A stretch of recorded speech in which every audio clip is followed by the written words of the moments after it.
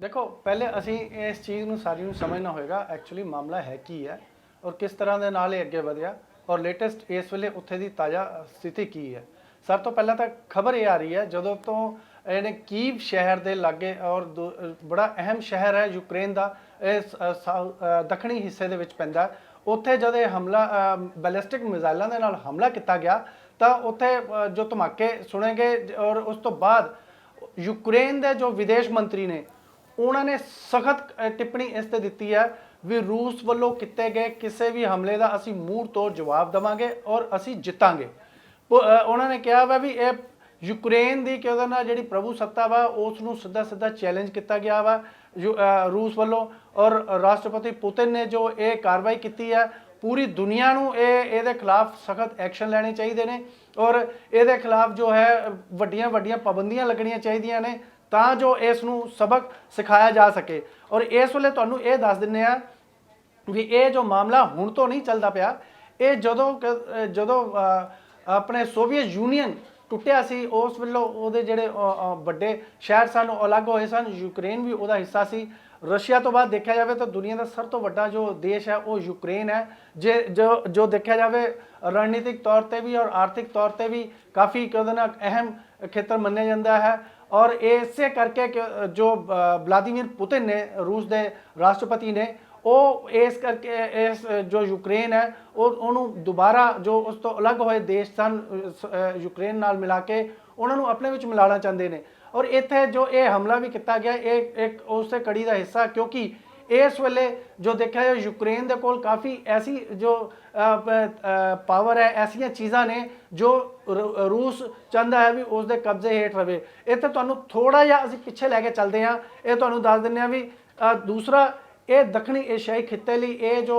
हमला और ये जो जंग चल रही है ये दक्षिणी एशियाई खिते पूरी दुनिया लिए तो है ही है, दक्षिणी एशियाई खिते लिए बहुत अहम है। क्योंकि भारत जिथे रशिया दे नाल इन्हां दे इतिहासिक रिश्ते ने साडे देश दे, उत्थे नाल दी नाल यूक्रेन दे नाल भी अहम रिश्ते ने। क्योंकि यूक्रेन दे विच साडे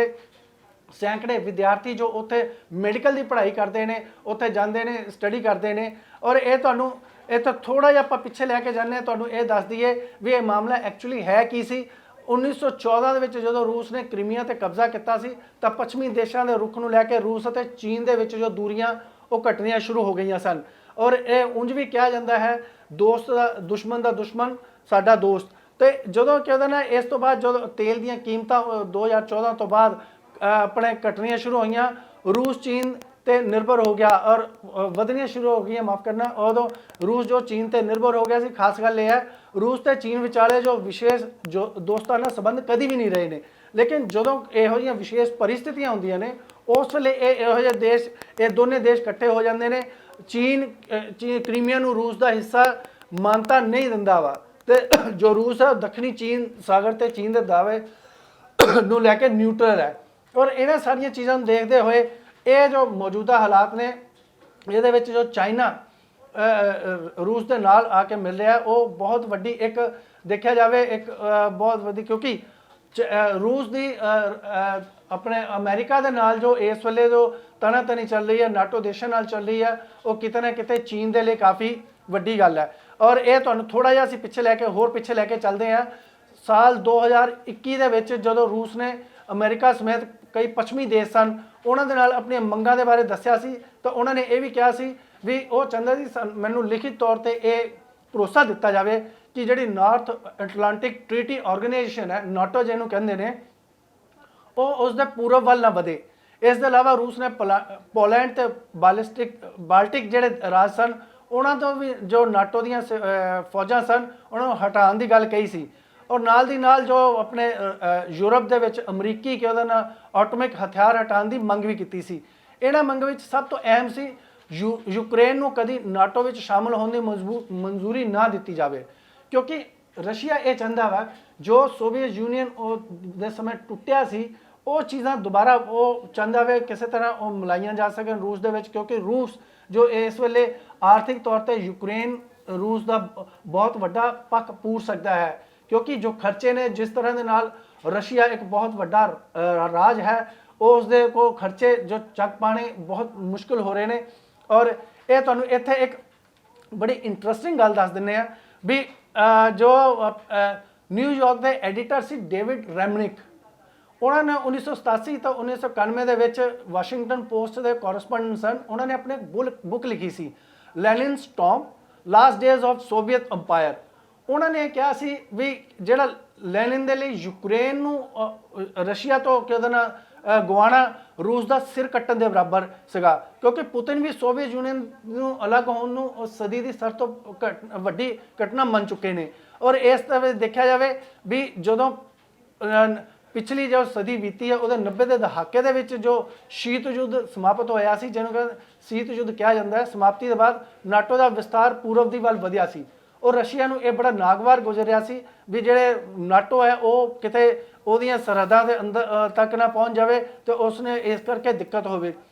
ਯੂਕਰੇਨ ਕਦੀ ਵੀ ਕਹਿੰਦਾ ਨਾਟੋ ਦਾ ਹਿੱਸਾ ਨਹੀਂ ਰਿਹਾ ਔਰ ਰਸ਼ੀਆ ਵੀ ਨਹੀਂ ਚਾਹੁੰਦਾ ਵੀ ਉਹ ਨਾਟੋ ਦੇ ਵਿੱਚ ਜਾ ਕੇ ਮਿਲੇ, ਲੇਕਿਨ ਨਾਟੋ ਜਿਹੜੇ ਦੇਸ਼ ਨੇ, ਯੂਰੋਪੀਅਨ ਦੇਸ਼ ਨੇ, ਉਹ ਚਾਹੁੰਦੇ ਨੇ ਵੀ ਯੂਕਰੇਨ ਔਰ ਰਸ਼ੀਆ ਦੇ ਵਿੱਚ ਪ੍ਰਭਾਵ ਨਾਟੋ ਦਾ ਰਵੇ। ਔਰ ਇਸ ਦੇ ਨਾਲ ਜੋ ਸਭ ਤੋਂ ਵੱਡੀ ਹੋਰ ਗੱਲ ਹੈ, ਜੋ ਰੂਸ ਦੀ ਭੂਗੋਲਿਕ ਸਥਿਤੀ ਹੈ ਉਹ ਇਸ ਵਿਵਾਦ ਦਾ ਵੱਡਾ ਕਾਰਨ ਹੈ। ਰੂਸ ਦੇ ਕੋਲ ਯੂਕਰੇਨ ਜੋ ਯੂਰਪ ਦਾ ਸਭ ਤੋਂ ਵੱਡਾ ਦੇਸ਼ ਹੈ, ਜਿੱਦਾਂ ਮੈਂ ਪਹਿਲੇ ਵੀ ਕਿਹਾ, ਇਹ ਯੂਕਰੇਨ ਦੇ ਕੋਲ ਕਾਲਾ ਸਾਗਰ ਦੇ ਵਿੱਚ ਅਹਿਮ ਜੋ ਉਹਨਾਂ ਦੇ ਜੰਗੀ ਬੇੜੇ ਨੇ ਔਰ ਇਸ ਦੀ ਜੋ ਸਰਹੱਦ ਹੈ ਉਹ 4 ਨਾਟੋ ਦੇਸ਼ਾਂ ਦੇ ਨਾਲ ਮਿਲਦੀ ਹੈ। ਰਸ਼ੀਆ ਨੂੰ ਜੋ ਇਹ ਚੀਜ਼ ਕਾਫੀ ਫਾਇਦੇਮੰਦ ਹੋ ਸਕਦੀ ਹੈ ਜੋ ਦੇਖਿਆ ਜਾਵੇ ਅਸੀਂ ਜੰਗੀ ਪੱਧਰ ਤੇ, ਲੇਕਿਨ ਇਸੇ ਲਈ ਰਸ਼ੀਆ ਚਾਹੁੰਦਾ ਵੀ ਜੋ ਯੂਕਰੇਨ ਹੈ ਉਹ ਕਿਸੇ ਨਾ ਕਿਸੇ ਤਰ੍ਹਾਂ ਉਹਦੇ ਵਿੱਚ ਮਿਲ ਜਾਵੇ ਤੇ ਇਹ ਸਾਰੀਆਂ ਚੀਜ਼ਾਂ ਜੋ ਆਪਣੇ ਵਿਸਤਾਰ ਹੈ ਦੁਬਾਰਾ ਤੋਂ ਰਸ਼ੀਆ ਦਾ ਉਹ ਹੋ ਸਕੇ। ਔਰ ਦੂਸਰੀ ਗੱਲ ਹੈ ਯੂਰਪ ਦੀ ਜ਼ਰੂਰਤ ਦਾ 1/3 ਜੋ ਨੈਚੁਰਲ ਗੈਸ ਸਪਲਾਈ ਕਰਦਾ ਉਹ ਯੂਰਪ ਆਪਣੇ ਯੂਕਰੇਨ ਕਰਦਾ ਹੈ ਅਤੇ ਇੱਕ ਪ੍ਰਮੁੱਖ ਜੋ ਪਾਈਪਲਾਈਨ ਹੈ ਯੂਕਰੇਨ ਤੋਂ ਹੋ ਕੇ ਲੰਘਦੀ ਹੈ। ਔਰ ਇਹ ਸਾਰੇ ਜੋ ਹੈ ਉਹ ਪਾਈਪਲਾਈਨ ਯੂਕਰੇਨ ਵਿੱਚ ਕਬਜ਼ੇ ਨਾਲ ਪਾਈਪਲਾਈਨ ਦੀ ਸੁਰੱਖਿਆ ਵੀ ਹੋ ਜਾਂਦੀ ਹੈ, ਕਿਉਂਕਿ ਰੂਸ ਨਹੀਂ ਚਾਹੁੰਦਾ ਵੀ ਉਸ 'ਤੇ ਕਿਸੇ ਹੋਰ ਦਾ ਕਬਜ਼ਾ ਹੋਵੇ। ਹਾਲ ਫਿਲਹਾਲ ਜੋ ਇਸ ਵੇਲੇ ਜੋ ਉੱਥੇ ਹਾਲਾਤ ਬਣੇ ਹੋਏ ਨੇ ਉਹ ਹਾਲਾਤ ਇਸ ਤਰ੍ਹਾਂ ਦੇ ਨੇ ਕਿ ਸਾਰੇ ਦੇਸ਼ਾਂ ਦੀਆਂ, ਸਾਰੀ ਦੁਨੀਆ ਦੀ ਨਜ਼ਰ ਜੋ ਹੈ ਇਸ ਵੇਲੇ ਰੂਸ ਤੇ ਯੂਕਰੇਨ ਤੇ ਲੱਗੀ ਸੀ ਔਰ ਜਿਸ ਤਰ੍ਹਾਂ ਦੇ ਨਾਲ ਸਪੈਸ਼ਲ ਮਿਲਟਰੀ ਐਕਸ਼ਨ ਦਾ ਆਰਡਰ ਵਲਾਦੀਮੀਰ ਪੁਤਿਨ ਨੇ ਦਿੱਤਾ ਹੈ ਉਹ ਆਉਣ ਵਾਲੇ ਸਮੇਂ ਦੇ ਲਈ ਰਸ਼ੀਆ ਦੇ ਲਈ ਬਾਕੀ ਸਾਰੇ ਜੋ ਆਪਣੇ ਦੇਸ਼ ਨੇ ਖਾਸ ਕਰਕੇ ਅਮਰੀਕਾ ਉਹ ਉੱਤੇ ਸੈਂਕਸ਼ਨਸ ਲਾ ਸਕਦਾ, ਰੋਕਾਂ ਲਾ ਸਕਦਾ ਹੈ। ਭਾਰਤ ਵੀ ਇਸ ਤੇ ਪੂਰੀ ਤਰ੍ਹਾਂ ਨਜ਼ਰ ਬਣਾਈ ਰੱਖੀ ਹੋਈ ਹੈ। ਭਾਰਤ ਨੇ ਇਸ ਹਮਲੇ ਤੋਂ ਪਹਿਲਾਂ ਦੋਨੇ ਦੇਸ਼ਾਂ ਨੂੰ ਇਹ ਕਿਹਾ ਸੀ ਸ਼ਾਂਤੀ ਵੀ ਉਹ ਇਸ ਤਰ੍ਹਾਂ ਦਾ ਕੋਈ ਵੀ ਕਾਰਵਾਈ ਨਾ ਕਰਨ ਜਿਸ ਨੂੰ ਲੈ ਕੇ ਪੂਰੀ ਦੁਨੀਆ ਦੇ ਵਿੱਚ ਖਾਸ ਕਰਕੇ ਦੱਖਣੀ ਏਸ਼ੀਆਈ ਖਿੱਤੇ ਦੇ ਵਿੱਚ ਕਿਸੇ ਤਰ੍ਹਾਂ ਦਾ ਖਲਲ ਜਾਂ ਖਲਾਅ ਪੈਦਾ ਹੋਵੇ ਜਿਸ ਨਾਲ ਇੱਕ ਵਿਕਾਸ ਦਾ ਰਸਤਾ ਹੈ ਜੋ ਮਨੁੱਖੀ ਵਿਕਾਸ ਦਾ ਰਸਤਾ ਹੈ ਉਹ ਰੁਕ ਸਕੇ। ਔਰ ਇਸ ਦੇ ਨਾਲ ਹੀ ਮੈਂ ਤੁਹਾਨੂੰ ਹੋਰ ਇੱਕ ਅਹਿਮ ਜਾਣਕਾਰੀ ਦੇ ਦੇਵਾਂ, ਜੋ 에ਅਰ ਇੰਡੀਆ ਦੀ ਫਲਾਈਟ AI 1947 ਹੈ ਉਹ ਕਿ ਨੋਟਮ ਤੋਂ ਵਾਪਸ ਆ ਰਹੀ ਹੈ, ਆਪਣੇ ਦਿੱਲੀ ਵਾਪਸ ਆ ਰਹੀ ਹੈ ਕੀਵ ਤੋਂ, ਕਿਉਂਕਿ ਜੋ ਉਸ ਵੇਲੇ ਜੋ ਹਮਲਾ ਹੋਇਆ ਉਸ ਨੂੰ ਦੇਖਦੇ ਹੋਏ ਕਾਫੀ ਵੱਡੇ ਮੰਨੀ ਜਾ ਰਹੀ ਡਿਵੈਲਪਮੈਂਟ, ਕਿਉਂਕਿ ਉੱਥੇ ਜੋ ਭਾਰਤੀ ਫਸੇ ਹੋਏ ਨੇ ਇਹ ਭਾਰਤ ਦਾ ਇਹ ਵੀ ਵੱਡਾ ਇੱਕ ਹੈ ਵੀ ਉਹਨਾਂ ਨੂੰ ਕਿਵੇਂ ਬਚਾਇਆ ਜਾ ਸਕਦਾ ਹੈ। ਲੇਕਿਨ ਇਸ ਵੇਲੇ ਜੋ ਵੱਡੀ ਹੈ ਵੀ ਉੱਥੋਂ AI 1947 ਜੋ ਫਲਾਈਟ ਹੈ ਵਾਪਸ ਆ ਰਹੀ ਹੈ ਔਰ ਇਸ ਵੇਲੇ ਸਾਰਿਆਂ ਦੀਆਂ ਨਜ਼ਰਾਂ ਯੂਕਰੇਨ ਔਰ ਰਸ਼ੀਆ ਤੇ ਲੱਗੀਆਂ ਹੋਈਆਂ ਨੇ। ਜਿਸ ਤਰ੍ਹਾਂ ਦੇ ਨਾਲ ਰੂਸ ਨੇ ਇਹ ਕਾਰਵਾਈ ਕੀਤੀ ਹੈ, ਹੁਣ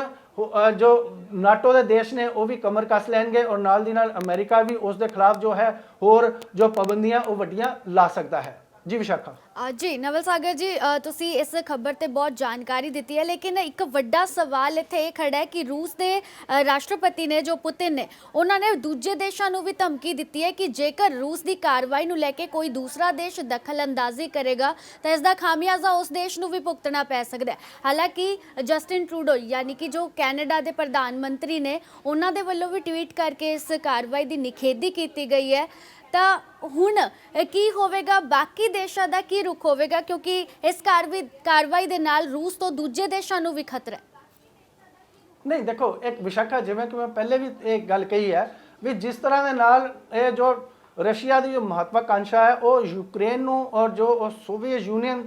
ਟੁੱਟਣ ਤੋਂ ਬਾਅਦ ਜੋ ਦੇਸ਼ ਅਲੱਗ ਹੋਏ ਸਨ ਉਹਨਾਂ ਨੂੰ ਨਾਲ ਮਿਲਾਉਂਦੀ ਹੈ। ਔਰ ਅਜਿਹੇ ਦੇ ਵਿੱਚ ਜੋ ਯੂਕਰੇਨ, ਕਿਉਂਕਿ ਸਾਰੀ ਦੁਨੀਆ ਨੂੰ ਪਤਾ ਹੈ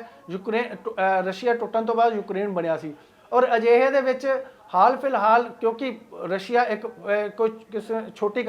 ਦੇਸ਼ ਨਹੀਂ ਮੰਨਿਆ ਜਾ ਸਕਦਾ, ਉਹ ਵੱਡੇ ਵੱਡੇ ਦੇਸ਼ਾਂ ਨਾਲ ਉਹਦਾ ਸਿੱਧਾ ਟੱਕਰਾ, ਕਿਉਂਕਿ ਅਮਰੀਕਾ ਵੀ ਉਹਦੇ ਖਿਲਾਫ ਕਾਰਵਾਈ ਕਰਨ 'ਚ ਥੋੜਾ ਹਿਚਕ ਮਹਿਸੂਸ ਕਰਦਾ। ਔਰ ਜਿਵੇਂ ਕਿ ਤੁਸੀਂ ਕੈਨੇਡਾ ਦੇ ਪ੍ਰਧਾਨ ਮੰਤਰੀ ਦੀ ਗੱਲ ਕਹੀ ਜਾਂ ਬ੍ਰਿਟੇਨ ਦੀ ਗੱਲ ਅਸੀਂ ਕਰੀਏ ਤਾਂ ਉਹ ਦੇਸ਼ ਵੀ ਹਾਲਾਂਕਿ ਇਹ ਸਿੱਧੇ ਤੌਰ ਤੇ ਰਸ਼ੀਆ ਦੇ ਖਿਲਾਫ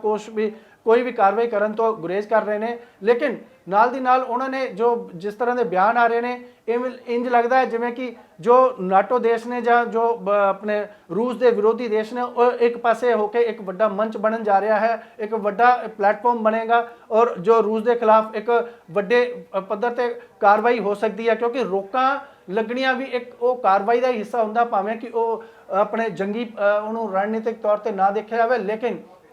ਜੇ ਆਰਥਿਕ ਪੱਖੋਂ ਜਾਂ ਹੋਰ ਜਿਹੜੇ ਪੱਖੇ ਸਮਾਜਿਕ ਪੱਖੋਂ ਜੇ ਰੋਕਾਂ ਲੱਗਦੀਆਂ ਨੇ ਉਹ ਵੀ ਇੱਕ ਕਿਸੇ ਦੇ ਨਾਲ ਇੱਕ ਤਰ੍ਹਾਂ ਦੇ ਨਾਲ ਇੱਕ ਦੇਸ਼ ਨੂੰ ਦੂਸਰੇ ਦੇਸ਼ਾਂ ਨਾਲੋਂ ਨਿਖੇੜਨ ਦਾ ਇੱਕ ਹਿੱਸਾ ਹੁੰਦਾ ਹੈ ਔਰ ਉਸੇ ਉਹ ਇੱਕ ਵੱਡੀ ਉਹ ਚੁਣੌਤੀ ਹੁੰਦੀ ਹੈ ਵੀ ਕਿਸ ਤਰ੍ਹਾਂ ਨਾਲ ਨਜਿੱਠਿਆ ਜਾਵੇ। ਇਹ ਵੀ ਇੱਕ ਪੈਂਤਰਾ ਹੈ ਕਿਉਂਕਿ ਡਿਪਲੋਮੈਟਿਕ ਜੋ ਰਿਲੇਸ਼ਨ ਨੇ ਉਹ ਪੂਰੀ ਦੁਨੀਆ ਦੇ ਵਿੱਚ ਬਣਾਈ ਰੱਖਣੇ ਔਰ ਵੱਡੀ ਗੱਲ ਹੈ, ਲੇਕਿਨ ਰੂਸ ਦੇ ਲਈ ਇਸ ਵੇਲੇ ਚੈਲੰਜ ਇਹ ਹੈ ਕਿ ਉਸ ਨੂੰ ਸਿਰਫ ਯੂਕਰੇਨ ਦੇ ਨਾਲ ਜੰਗ ਹੀ ਨਹੀਂ ਲੜਨੀ, ਲੇਕਿਨ ਉਸ ਨੂੰ ਦੂਸਰੇ ਦੇਸ਼ਾਂ ਤੋਂ ਜੋ ਨਾਟੋ ਦੇ ਦੇਸ਼ ਨੇ ਜਾਂ ਅਮਰੀਕਾ ਹੈ ਉਹਨਾਂ ਤੋਂ ਵੀ ਉਸ ਨੂੰ ਖਤਰਾ ਬਣਿਆ ਹੋਇਆ, ਕਿਉਂਕਿ ਉਸ ਨੂੰ ਇਸ ਮਾਮਲੇ ਨੂੰ ਲੈ ਕੇ ਯੂਕਰੇਨ ਨਾਲ ਤਾਂ ਦੋ ਹੱਥ ਕਰੇਗਾ ਹੀ, ਨਾਲ ਦੀ ਨਾਲ ਉਹਨੂੰ ਬਾਕੀ ਦੇਸ਼ਾਂ ਤੋਂ ਵੀ ਕਿਸੇ ਜੋ ਜੰਗੀ ਸਪੋਰਟ ਹੈ ਜਾਂ ਦੂਸਰੀ ਰੋਕਾਂ ਨੇ ਉਹਨੂੰ ਵੀ ਲੈ ਕੇ ਉਸ ਦਾ ਖਤਰਾ ਬਣਿਆ ਹੋਇਆ।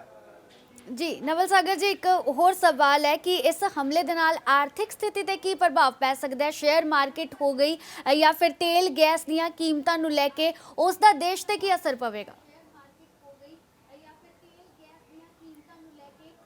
ਦੇਖੋ ਵਿਸ਼ਾਖਾ, ਜੰਗ ਕਿਸੇ ਵੀ ਸੂਰਤ ਦੇ ਵਿੱਚ ਕਿਸੇ ਵੀ ਚੀਜ਼ ਲਈ ਸਹੀ ਨਹੀਂ ਹੁੰਦੀ ਔਰ ਜ਼ਾਹਿਰ ਤੌਰ ਤੇ ਉਸ ਦਾ ਅਸਰ ਬਾਕੀ ਚੀਜ਼ਾਂ ਤੇ ਵੀ ਪੈਂਦਾ, ਭਾਵੇਂ ਉਹ ਤੇਲ ਦੀ ਗੱਲ ਹੋਵੇ, ਚਾਹੇ ਗੈਸ ਦੀ ਗੱਲ ਹੋਵੇ, ਚਾਹੇ ਹੋਰ ਨੈਚੁਰਲ ਰਿਸੋਰਸ ਦੀ ਗੱਲ ਹੋਵੇ, ਚਾਹੇ ਉਹ ਕਈ ਐਸੀਆਂ ਚੀਜ਼ਾਂ ਦੀ ਗੱਲ ਹੋਵੇ ਜੋ ਇੱਕ ਦੇਸ਼ ਤੋਂ ਦੂਸਰੇ ਦੇਸ਼ ਨੂੰ ਜਾਂਦੀਆਂ ਹੋਣ, ਚਾਹੇ ਉਹ ਆਰਥਿਕ, ਮੈਂ ਪਹਿਲੇ ਵੀ ਜਿਵੇਂ ਕਿ ਆਰਥਿਕ ਰੋਕਾਂ ਲੱਗਣ ਦਾ ਮਤਲਬ ਹੀ ਇਹੀ ਹੈ ਵੀ ਉਸ ਦੇਸ਼ ਦੇ ਵਿੱਚ ਜੋ ਹੈ ਇੱਕ ਖੜੋਤ ਆ ਜਾਏਗੀ, ਉਸ ਨੂੰ ਜੋ ਬਾਹਰੀ ਵਿੱਤੀ ਸਹਾਇਤਾ ਮਿਲਦੀ ਸੀ ਜਾਂ ਜੋ ਹੋਰ ਰਿਸੋਰਸਿਸ ਜੋ ਸਹਾਇਤਾ ਮਿਲਦੀ ਸੀ ਉਸ ਮਿਲਣੀ ਬੰਦ ਹੋ ਜਾਏਗੀ। ਈਵਨ ਹਥਿਆਰਾਂ ਨੂੰ ਲੈ ਕੇ ਜੋ ਆਪਣੇ ਚੀਜ਼ਾਂ ਮਿਲਦੀਆਂ ਸਨ ਉਹ ਚੀਜ਼ਾਂ ਮਿਲਣੀਆਂ ਬੰਦ ਹੋ ਜਾਣਗੀਆਂ, ਹਥਿਆਰ ਮਿਲਣੇ ਬੰਦ ਹੋ ਜਾਣਗੇ, ਸਮਝੌਤੇ ਸੀ ਉਹ ਰੱਦ ਹੋ ਜਾਣਗੇ। ਜ਼ਾਹਿਰ ਤੌਰ ਤੇ ਜਦੋਂ ਇਹ ਸਾਰੀਆਂ ਚੀਜ਼ਾਂ ਹੁੰਦੀਆਂ ਨੇ ਤਾਂ ਦੇਸ਼ ਦੇ ਵਿਕਾਸ ਤੇ, ਦੇਸ਼ ਦੀ ਤਰੱਕੀ ਤੇ, ਦੇਸ਼ ਦੀ ਆਪਣੇ ਆਰਥਿਕ ਸਥਿਤੀ ਤੇ ਬਹੁਤ ਵੱਡਾ ਇੱਕ ਅਸਰ ਪੈਂਦਾ ਹੈ ਔਰ ਇਸ ਦਾ ਅਸਰ ਮੈਂ ਜਿਵੇਂ ਕਿ ਪਹਿਲੇ ਵੀ ਕਹਿ ਚੁੱਕਾ ਦੇਸ਼ ਤੇ ਪੂਰੀ ਦੁਨੀਆ ਤੇ ਤਾਂ ਪਏਗਾ ਹੀ ਪਏਗਾ, ਲੇਕਿਨ ਨਾਲ ਦੀ ਨਾਲ ਜੋ ਦੱਖਣੀ ਏਸ਼ੀਆਈ ਖਿੱਤਾ ਵਾ ਉਸ ਤੇ ਵੀ ਇਸ ਦਾ ਅਸਰ ਪਏਗਾ। ਇਸੇ ਕਰਕੇ ਜੋ ਚੀਨ ਹੈ ਉਹ ਰਾਹੇ ਬਗਾਹੇ ਰੂਸ ਦੇ ਸੁਰ ਦੇ ਵਿੱਚ ਸੁਰ ਮਿਲਾਉਂਦਾ ਆਇਆ, ਲੇਕਿਨ ਦੇਖਿਆ ਜਾਵੇ ਤਾਂ ਜੋ ਇਹਨਾਂ ਦੀਆਂ ਆਪਸ ਦੇ ਵਿੱਚ ਜੋ ਇਹਨਾਂ ਦੇ ਮੁਫਾਦ ਨੇ, ਜੋ ਮਤਭੇਦ ਨੇ, ਉਹ ਮਤਭੇਦ ਵੀ ਬਣੇ ਹੋਏ ਨੇ, ਲੇਕਿਨ ਜਿਵੇਂ ਕਿ ਮੈਂ ਪਹਿਲੇ ਕਿਹਾ ਇਹ ਹਮੇਸ਼ਾ ਇੱਕ ਰਣਨੀਤੀ ਦਾ ਹਿੱਸਾ ਰਿਹਾ ਵਾ, ਦੁਸ਼ਮਣ ਦਾ ਦੁਸ਼ਮਣ ਸਾਡਾ ਦੋਸਤ, ਤੇ ਇਸੇ ਜੋ ਕੂਟਨੀਤੀ ਦੇ ਤਹਿਤ ਇਸ ਵੇਲੇ ਰੂਸ ਔਰ ਚਾਈਨਾ ਜੋ ਹੈ ਉਹ ਕਰ ਰਹੇ ਨੇ ਔਰ ਜੋ ਭਾਰਤ ਹੈ ਉਹ ਇੱਕ ਨਿਊਟਰਲ ਦੇਸ਼ ਵਜੋਂ ਇਸ ਦੋਨੇ ਦੇਸ਼ਾਂ ਦੀਆਂ ਸਰਗਰਮੀਆਂ ਉਹਨਾਂ ਨੂੰ ਦੇਖ ਰਿਹਾ। ਜੀ ਵਿਸ਼ਾਖਾ।